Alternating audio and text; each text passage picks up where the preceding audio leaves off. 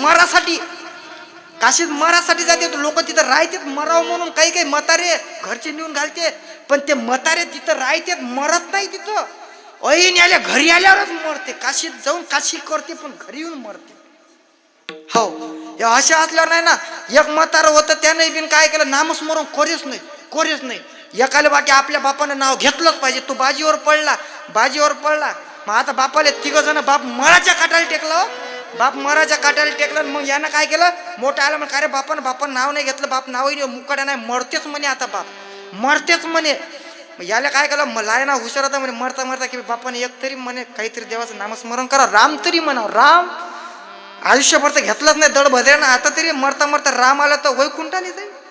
त्यानं राम म्हटलंच नाही. बाजीवर असाच पाय मोठं.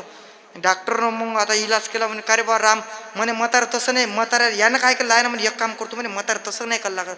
यानं गोण्याले पाळलं शद्र, तप्पी लावली होती गव्हाची, त्याला पाळलं शद्र पाळलं. मग लायनाला वाटलं म्हातारा कमीत कमी ते शद्र धान्य सांडू लागलं.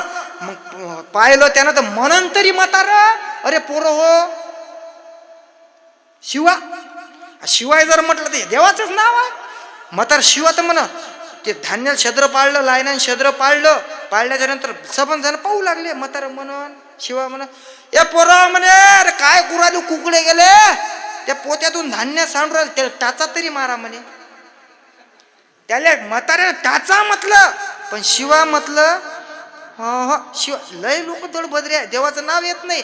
लोक तुमच्या इकडे माणसं मेल्यावर काय टाकते तोंडात नाही, पान टाकते. कायचं खायचं, अधिक तुळशीचं पान टाकते आहे ना. ज्यानं आयुष्यभर गावातल्या कोंबड्या सप्पा केल्या, रातभरात कोंबडीचं पकोही नाही दिसू दिलं, त्याच्या तोंडात काय टाकावं, कोंबडीचं पक तोडतच जाय एखादं. विडाला